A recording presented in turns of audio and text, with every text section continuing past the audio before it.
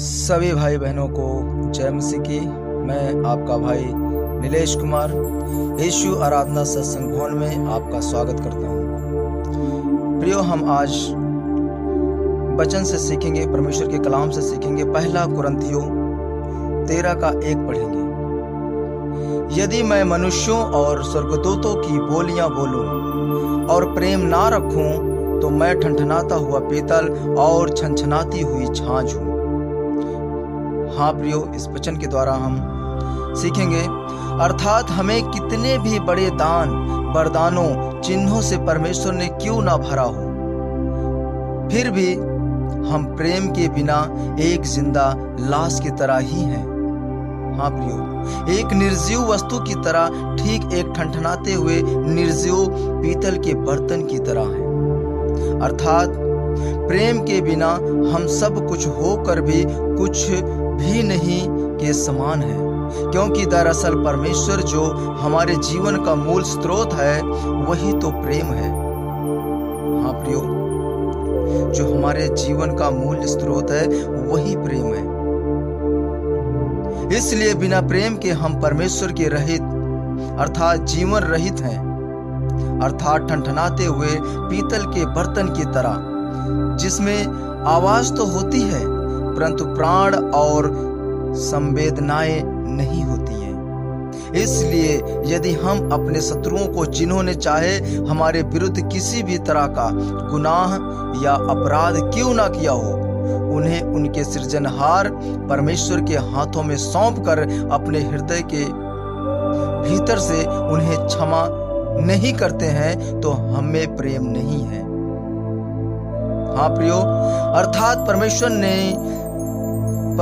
नहीं है, क्योंकि परमेश्वर ही प्रेम है।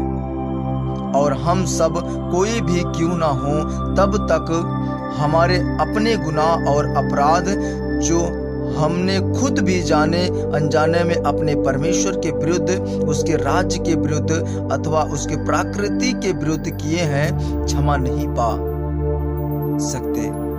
और बिना पापों की क्षमा पाए कोई भी स्वर्ग जा ही नहीं सकता, क्योंकि यह तो अनहोना है कि कोई भी मनुष्य अपने पाप सहित परम पवित्र परम प्रधान परमेश्वर के पवित्र धाम में प्रवेश कर जाए।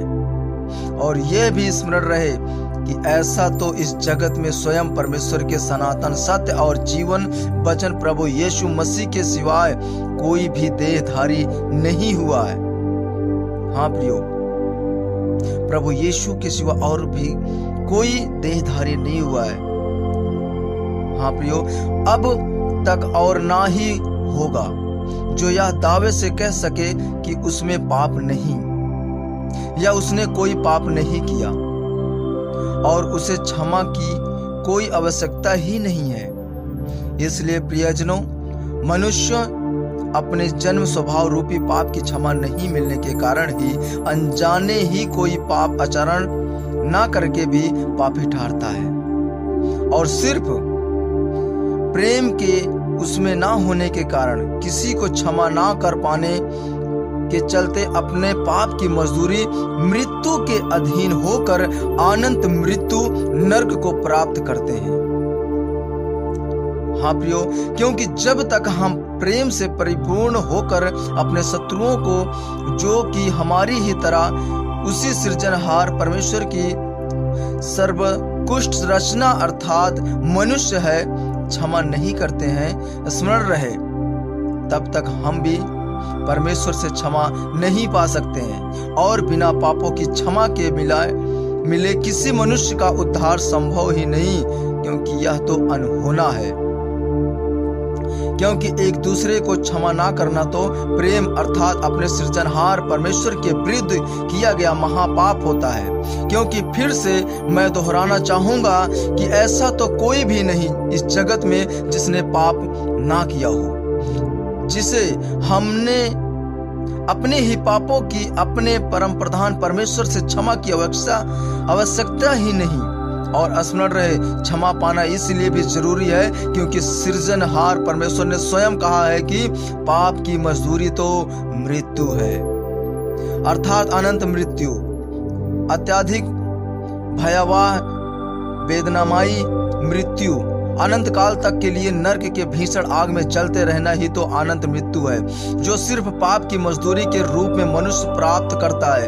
इसलिए प्रत्येक मनुष्य को क्षमा की आवश्यकता होती है इस अनंत मृत्यु से पूर्ण छुटकारा पाने के लिए। और यह क्षमा हम परमेश्वर से तभी पाते हैं जब हम मनुष्य एक दूसरे को प्रेम व संपूर्ण आत्मा से क्षमा कर देते हैं। हाँ प्रियो, जब हम एक दूसरे को पापों को क्षमा कर देते हैं तभी परमेश्वर हमारे भी पापों को और हमारे अपराधों को क्षमा करते हैं। इसलिए जब हम अपने शत्रुओं अथवा किसी भी मनुष्य या प्राणी मात्र को क्षमा नहीं करते हैं तो यह सिद्ध हो जाता है कि हमें प्रेम नहीं है, अर्थात परमेश्वर नहीं है, क्योंकि परमेश्वर ही तो प्रेम है। तो ऐसी दशा में हमारे भी पाप क्षमा नहीं होते हैं और फिर इसी क्षमा रहित अवस्था में मनुष्य निसंदेह प्रेम रहित अर्थात परमेश्वर रहित होकर सकल धर्म के बैरी, अति दुष्ट एवं ध्रुत एवं घमंडी शैतान के वशीभूत होकर एक दूसरे के प्रति घमंड एवं ईर्षा, द्रोष अर्थात जलन, बैर भाव अर्थात हर प्रकार की कड़वाहट, नफरत और क्रोध और भी अनेकों प्रकार की बुराइयों से अपने हृदय को भर लेता है, जो कि हत्या, आत्महत्या और कुकर्म जैसे जघन्य अपराधों के रूप में महापाप को जन्म देते हैं और फिर हमें अपने ही प्रेममयी जीवन के मूल स्रोत परमेश्वर से हमेशा हमेशा के लिए अलग कर देती है। ऐसे ही हम जीते जी मृत्यु को प्राप्त हो जाते हैं। इसी कारण से हमारे जीवन में हर तरह की असफलताएं, तरह तरह की असाध्य शारीरिक और मानसिक व्याधियां अर्थात असाध्य रोग उत्पन्न होते हैं और हमारा जीवन दुखों, तकलीफों और निराशाओं से भर जाता है, जिन्हें हम और आप श्राप भी कहते हैं।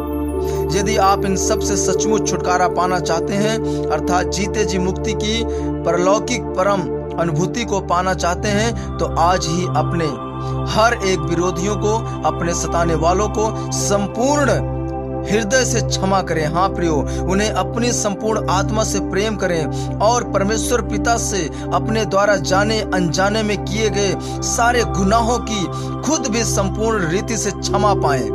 और बोनस में मैं परमेश्वर सच्ची परम शांति से भी अर्थात उसी एक की परम पवित्र उपस्थिति से भर जाएं और उसकी सारी आशीषों से भी। हालेलुया। आज के अपने इस अद्भुत संदेश के माध्यम से स्वयं परमेश्वर आपको बहुतायत की आशीषों से भर दे। मेरे साथ बोलेंगे आमीन, आमीन। सभी भाई बहन